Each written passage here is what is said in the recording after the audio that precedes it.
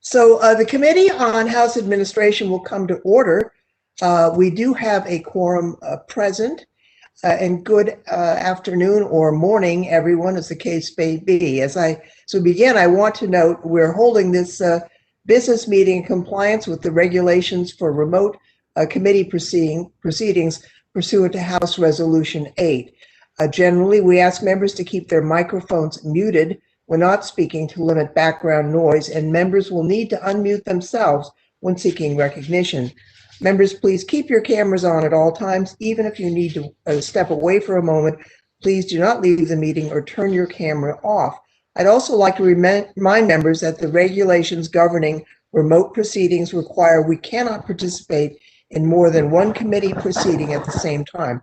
At this time, I ask unanimous consent that all members have 5 legislative days in which to revise and extend their remarks and have any written statements be made part of the record. And hearing no objections, it is so ordered.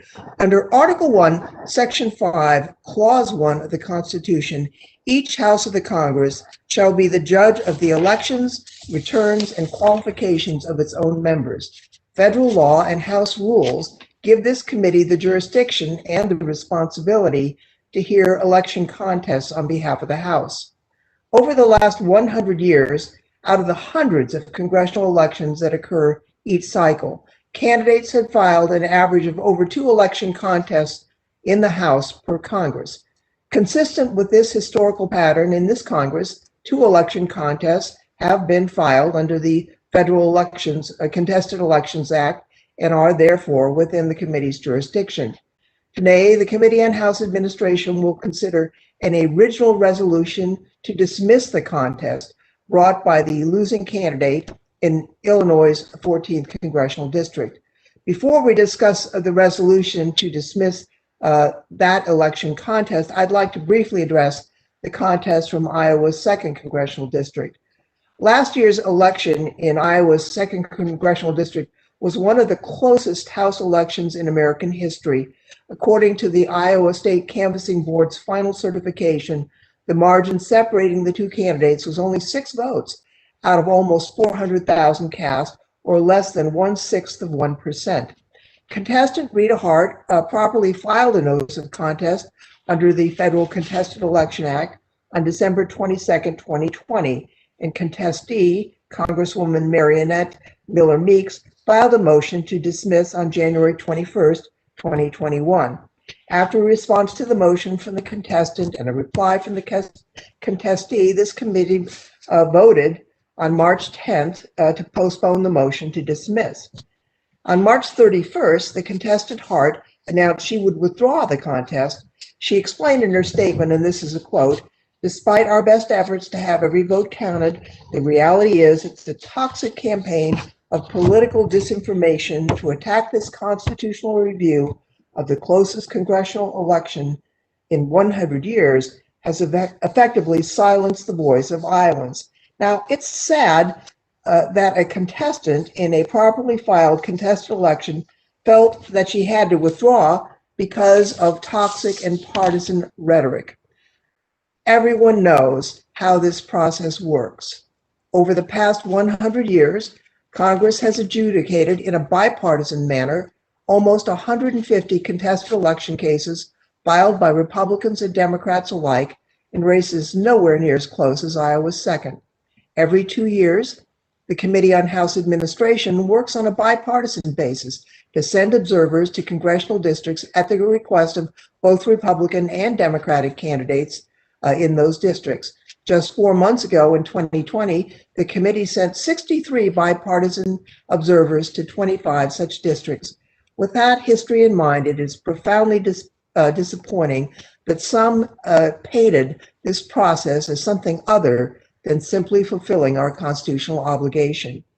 After a review of House precedent in contested election cases in which the contestant withdraws, it's been determined that no House action is required to dismiss the contest. So I would ask unanimous consent to enter into the record a copy of the letter of withdrawal from contestant Rita Hart, mailed on March 31st and transmitted to the committee by the clerk of the House on April 8th.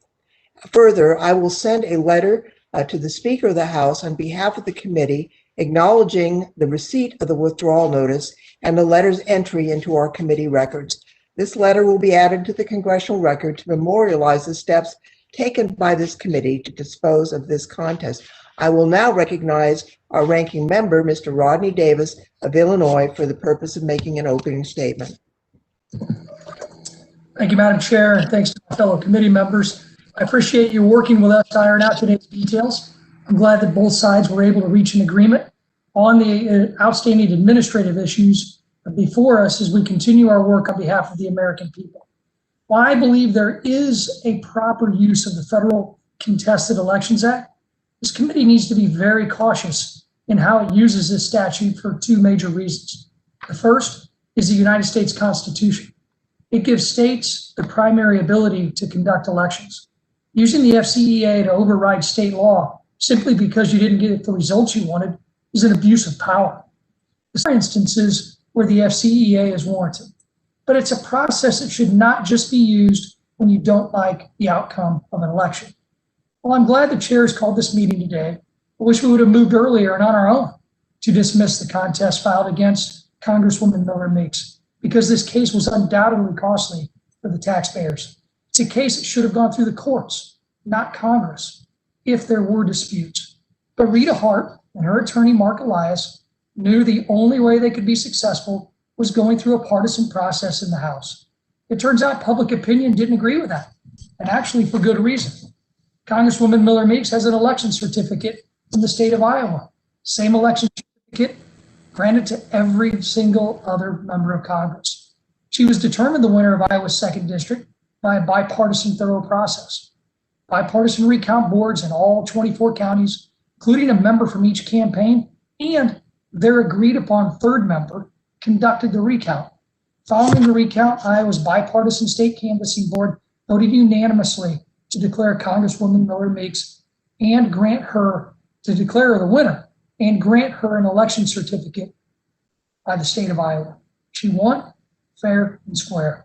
I'm only sorry Congresswoman Miller Meeks had to spend the first part of her freshman year, which is difficult enough, trying to set up your office, hire staff, reach out to your constituents, etc., with this hanging over her head. The FCEA serves a purpose, but it should be used sparingly. I'm hopeful we can be more judicious in determining what is worthy of this committee's time and taxpayers' dollars in the future. I believe our time would be better spent if we used it to exercise our oversight role with the election process and other issues, instead of working to national elections, either with federal election contests or HR 1. If we focused on that, I'm actually certain we could find common to make this committee work for our constituents. With that, I thank the chairperson for calling this business meeting today. I yield back the balance of my time. The gentleman yields back. Before calling up the resolution on the Iowa case, I would just note that if we don't like the Federal Election Contested Act rules, we should amend the act. Under the Federal Election Contested Act, you are not permitted to file a contest until you have a certificate of election from the state. Under the act, state law does not prevail, nor is a contestant required to seek state court remedies. If we think that's not the way it should be, we should change the law, not when we comply with the law. I would now call up the resolution before us that addresses contestant Lauren Underwood's January 21st, 2021 motion to dismiss the contested election case from Illinois titled Oberweis versus Underwood. I would ask that this resolution be considered as read as the original resolution for the purposes of amendment, and I now recognize myself for 5 minutes. On December 4th, 2020, the Illinois State Board of Elections certified Lauren Underwood as the winner of the November election in the 14th District by 5,347 votes. As was his right, on January 4th, contestant James Jim Oberweis filed a notice of content under the Federal Contested Election Act to dismiss, citing 2 grounds. First, contestee claimed the contestant did not timely serve the notice of contest, and second, the contestant failed to set forth with particularity, as required by 2 U.S.C. 382b, grounds sufficient to change the result of the election. As the contestant's claims warrant dismissal on the merits, the committee will exercise its discretion not to address contestees' arguments regarding the alleged failure of timely service. The committee should vote today to dismiss the election contest in the 14th District for failure to plead facts sufficient to change the election's outcome. If all of the contestants' factual allegations were true, he has not shown that he could overcome his 5,347 vote deficit against contestee Lauren Underwood. Because contestant has not alleged that the number of votes legally in dispute is sufficient to alter the outcome of the election, the committee finds that the contestant has failed to make a credible and specific claim that he is entitled to the office. I therefore ask the members of this committee to support this resolution by voting to report this resolution favorably to the House. And I now recognize the ranking member, Mr. Davis, for any statements on the resolution he may have. Mr. Davis, you are recognized should you wish to comment. Madam Chair, again, thank you for holding this hearing today. I'm glad that we're able to finalize the efforts to unseat Congresswoman Marinette Miller Meeks. I'm glad to work with you and the committee on issues moving forward. Look forward to any legislative language that you or any of the members of this committee may put forth on changing the Federal Contested Elections Act. And I also look forward to working with each and every committee member on properly exercising our oversight responsibilities in the future instead of wasting our time on a contest like one against Congresswoman Miller Meeks. And with that, I'll yield back. Does any other member wish to speak on the resolution? And all those in favor of the resolution will please unmute and say aye. Aye. Aye. Members who are opposed, please unmute and say no. Hearing no opposition, the chair believes the ayes have it and the resolution is agreed to. Without objection, the motion to reconsider is laid on the table. This concludes the business before the committee today, and without objection, staff is authorized to make any necessary technical and conforming changes. I'd like to thank everyone for their participation. I appreciate everyone's work as we have now finished all the contested elections work for this Congress.